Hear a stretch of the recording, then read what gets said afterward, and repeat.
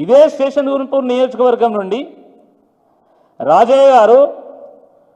9లో గెలిచిండు, 12లో గెలిచిండు, 14లో గెలిచిండు, 18లో కూడా గెలిచిండు. 4 సార్లు గెలిచినటువంటి రాజయ్య గారిని కాదని కడియం శ్రీహరి గారి అనుభవాన్ని వినియోగించుకోవాలని చెప్పి కేసీఆర్ గారు ఆయనను పార్టీలోకి ఆహ్వానించి 2014లో ఎంపీ టికెట్ ఇచ్చి గెలిపించి దాని తర్వాత జరిగిన పరిణామాల్లో మళ్ళీ వారిని 15లో ఎమ్మెల్సీ చేసి 15లో ఉప ముఖ్యమంత్రి చేసి 4 సార్లు గెలిచినటువంటి రాజయ్య గారిని కాదని 2023లో ఎమ్మెల్యే టికెట్ ఇచ్చి గెలిపించి అటు పల్లా రాజేశ్వరరెడ్డి గారు ఇటు రాజయ్య గారు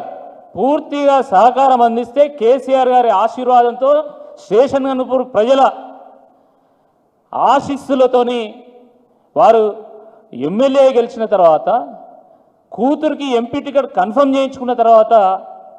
వారు తీరా పార్టీ మారడం చూసి నిజంగా ప్రజలే తలదించుకున్నారు. ఇంత దరిద్రుణ్ణి మనము అసలు ఇన్నిసార్లు గెలిపించినమా, ఎన్నిసార్లు ఆశీర్వదించినమా అని చెప్పి